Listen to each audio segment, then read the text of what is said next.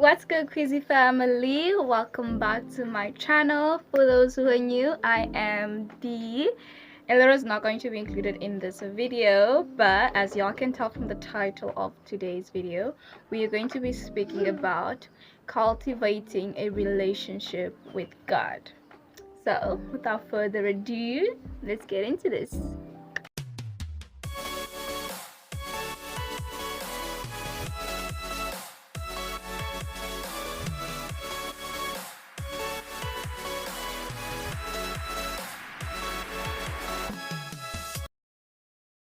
Okay, to get started, I would like us to first define the term cultivating, because maybe we don't all know what cultivating is. Cultivating in the term, it was usually used by farmers to cultivate the crops, to prepare the ground so that the plants are able to grow. So in its simplest definition, it is to nurture or help something grow. So if we want to put that in terms of relationships, so this is any type of relationship that you have, so be it friendships, siblings, parents, children, spouses, all of that.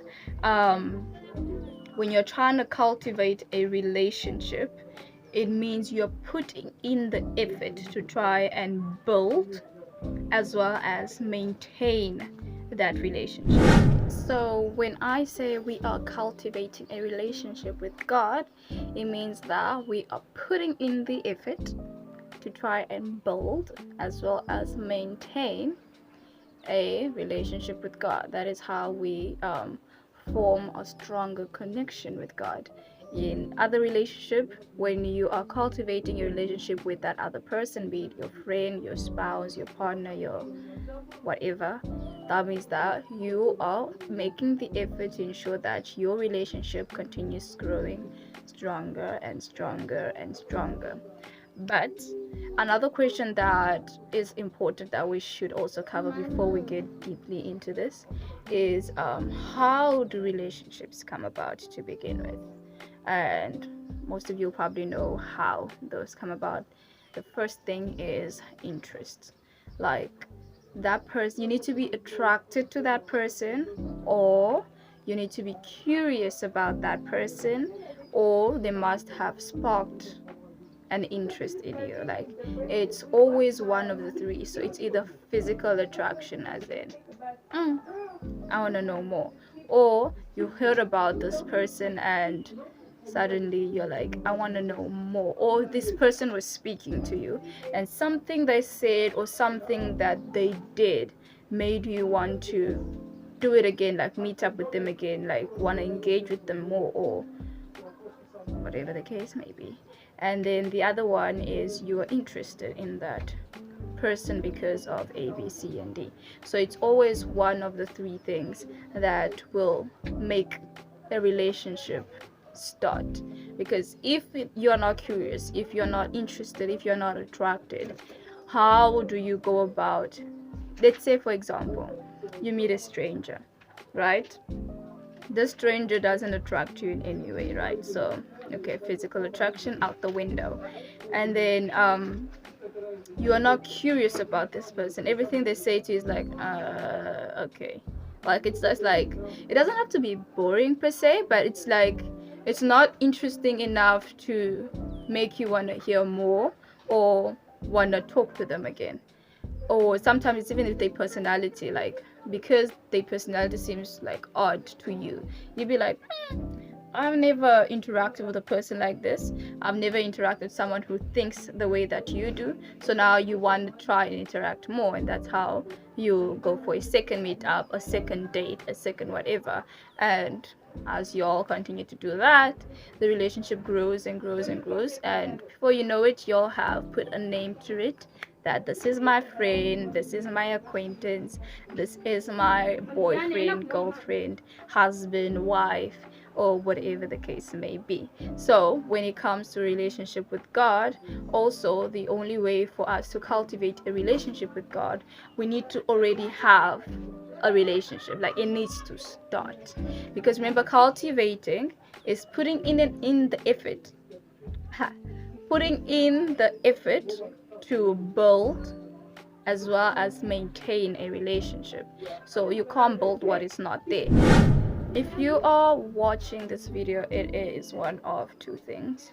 You either are someone who doesn't know much about God and you've been wondering about God, maybe you're even a non-believer, and your question is like, why should I be cultivating a relationship with God? Why should I want a relationship with God to begin with? That is already you building a relationship, because there's a relationship there. You are curious, you've got questions. The moment that you've got questions about God, you're curious enough, and your curiosity might just push you to want to know more, and that's how you will be indirectly building a relationship with God. Cool. And then there's the others who already have a relationship with God, but now they're trying to find ways in which they can build that relationship. So the interest is there, we've established a relationship, and now it's just a matter of building on what we have and maintaining it instead of destroying it or allowing it to deteriorate. I can never pronounce that word, but it's the only appropriate word I can think of.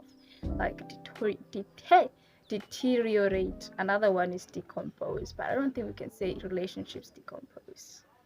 Yeah, basically slowly destroying it. Yeah. Back to what we were talking about. If y'all see me looking down, I am looking at my notebook, so I don't forget nothing. So we need to have a relationship. We said that is step one, right? We know what cultivating is, so we've done with that. But step one is finding out if we've got a relationship that we might be able to pursue. Is there anything that we can build on? So that is, do you have interest? Are you attracted? Are you curious? So that is number one. Once that is established, we can move on to number two. In our general relationship setting, what are the common things that make it easier or allow a relationship to grow? And you guys can probably come up with answers, and I think the list is endless. I just summarize them into three, but things I can think of is respect, loyalty, communication, having time for each other, attention, being able to listen to one another, being able to compromise, being able to tolerate one another. Like, yeah, a lot of things come or play roles in us trying to build relationships with one another, be it in a romantic setting, in a friendship setting, in a family setting. But now we are speaking about what would help us cultivate or build our relationship with God, and things that help us build a relationship with God. According to Google, the top five are praying, reading the Bible, serving, obeying, and being thankful. All of these are valid. I just summarized them into three things. Like, I summarized them into three things, and we will go in depth on these three things. The first one is communication. I believe that no relationship can really last if you can't communicate. What is the point of one person always talking and the other person always listening? You're not going to learn much about one another. Maybe the one who's listening is going to learn more about you, but what about the other person? What type of relationship? Unless it's like a shrink and they're patient, then yeah, coach you. But anyway, if you want your relationship to grow, you all need to be able to give each other turns. I speak, you listen, you speak, I listen. And listening is different from hearing. I can hear you, but when I answer, it's like what you said was irrelevant. Like, I completely ignored it, even though I technically heard you. But listening means that you're listening to what they are saying and how it applies to what you want to say, so that when you answer, you need to take this into consideration and change your answer if need be, or at the very least acknowledge what they said as valid, instead of like completely wiping it out. Like, it's almost like they never spoke. We just there to speak. This is why most relationships die, people, because when you guys are fighting, you all be fighting, and everybody's just wanting to get their point across, and nobody's really trying to understand the other person's point so they can get to a solution. But yeah, communication is one of the key points. It is the thing that helps us to know one another even better, helps us to fall in love with each other, like each other all the more, or hate each other all the more, because I mean, you don't want to pursue a relationship with someone that you hate. So like, the sooner you know who they are and whether y'all can click or whatever, the better. So to build that relationship, communication is number one. Number two for me was what was it? Acts of service. So acts of service in terms of serving God will come in the form of obedience, because God tells you what to do, and if you're able to listen, then you're all good. You keep him happy. And in the same way that when we pray, he answers us, we are all happy. So what relationship doesn't have that? If your man doesn't like something, you're gonna want to make sure that you avoid that thing. If it's something that you guys are disagreeing on, you're all gonna need to communicate about it so that you can find like common ground. Like acts of service, being able to show. Okay, point number three, I'm talking too much. Point number three is word affirmation. Word affirmation. Why word affirmation? Because who doesn't like being appreciated? You do not want to be in a relationship where the other person is forever complaining but never has something positive to say, either about themselves, about you, about the relationship. They just always have something to cry about, something to complain about, something to nag about. So that can be draining at some point, especially if the other person is giving you solutions and you're just completely ignoring them, and then you come back and argue again, and yeah, nobody wins. But in all of these 3 points, I will go in depth in future videos. I'm gonna make this like a mini series. I'm gonna try and post them every Sunday, so y'all stay tuned. Drop your questions if you have any, and I'm gonna try my best to answer them either in the comments, or I'm gonna answer them in the form of a video if it's like a common question. But yeah, so I'm gonna go in depth about these 3 points: communication, word affirmation, as well as, what was the other one? Acts of service. So these are the ways that we can build and cultivate a relationship with God. But the main event of this video is, why should we even be entertaining the concept of cultivating a relationship with God? And I'm gonna send y'all to the book of Romans chapter 8. I don't really know the entire book, people. I am still trying to study the entire Bible, but this particular section, I know very well, at least the ending of this chapter. But we are going to be reading Romans chapter 8, verse 28, and then we'll skip to verse 31. Yo, I can't see, so if I come too close to the Bible, or the book, it's because I cannot see. But anyway, okay, so it reads, the amplified version, verse 28. And we know with great confidence that God, who is deeply concerned about us, causes all things to work together as a plan for good for those who love God, to those who are called according to his plan and purpose. And then jumping to 31, it says, what then shall we say to all these things? If God is for us, who can be against us?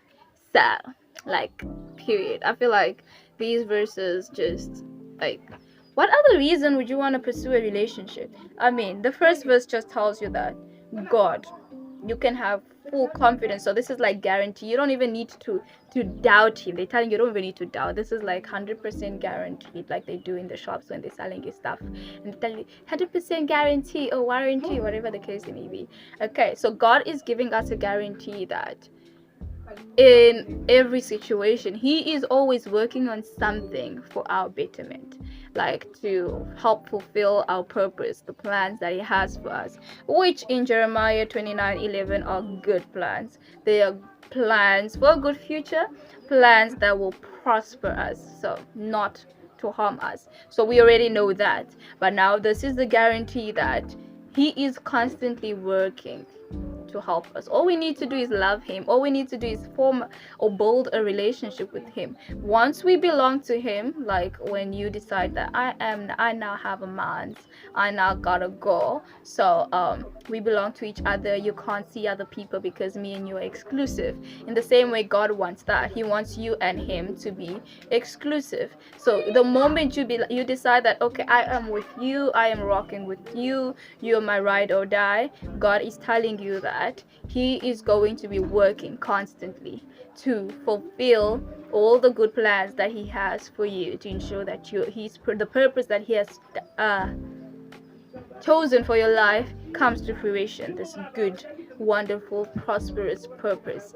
And then in verse 31, they tell you that once God is on your side, there is nothing can successfully work against you. So you've got protection, you've got assurance.